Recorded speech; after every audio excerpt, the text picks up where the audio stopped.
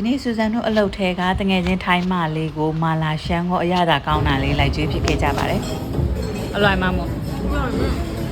ဒီဆိုင်လေးကတော့ Central ကိုအနားမှာပဲရှိပြီးတော့သူကဒီ Aya Full House and Bar နဲ့ပေါ့နော်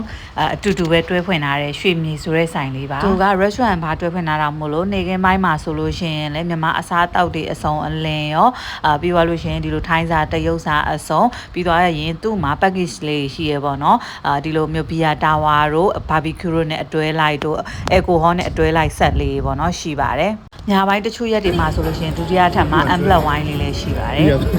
ဒီလိုမျိုးတငယ်ချင်းထိုင်းမလေးတွေကိုခေါ်သွားမယ်ဆိုလို့ရှိရင်လည်းသူတို့ menu ထဲမှာကမြန်မာစားသောက်တွေမဟုတ်ပဲထိုင်းစားတွေလည်းအစုံရတော့ရွေးချယ်စရာတွေကအစုံပဲပေါ့နော်ဆိုင်ကလေးနှိမ့်ခင်းပိုင်းလေးဆိုရင်နည်းနည်းတော့ပူတယ်ဒါပေမဲ့ဆူဇန်တို့သွားတော့ wine တွေကတော့အပြည့်ပဲပေါ့နော်အဲ့ဒီချိန်ကတော့4နာရီထိုးကနေလောက်ပါပြီးတော့သူ့ဆိုင်မှာလေး true detail တို့ detail တို့သုံးတဲ့သူတွေအတွက်စကန်ဖတ်ပြီးတော့ 20% discount ရမယ် promotion လေးလည်းရှိပါတယ်ဒီနေ့ဆူဇန်တို့တွေကတော့တူပူတုတ်ရယ်ပြီးတော့ဒီမာလာရှမ်းကိုပွဲကြီးကိုမှာလိုက်တာလေး4ယောက်စားမယ်ဆိုပြီးတော့ပြီးလဲပြီးတော့ပွဲကြီးကတကယ်ကိုမှအကြီးကြီးပါပဲရောက်လာတော့မကုံလို့တော့တောင်ပါဆယ်ပြဆွဲသွားတယ်ထုံရမ်းကြီးကနည်းနည်းတော့ချင်ပေမဲ့စားလိုက်တာဟိုရန်ကုန်ရတာလေးလည်းနည်းနည်းရတယ်ဒီမှာဆူဇန်တို့ထိုင်းမလေးကိုမာလာရှမ်းကိုစားကောင်းလာမိတာသူကတော့အရန်ကိုစားကောင်းနေတယ်ကြိုက်တယ်ပြောနေရပါ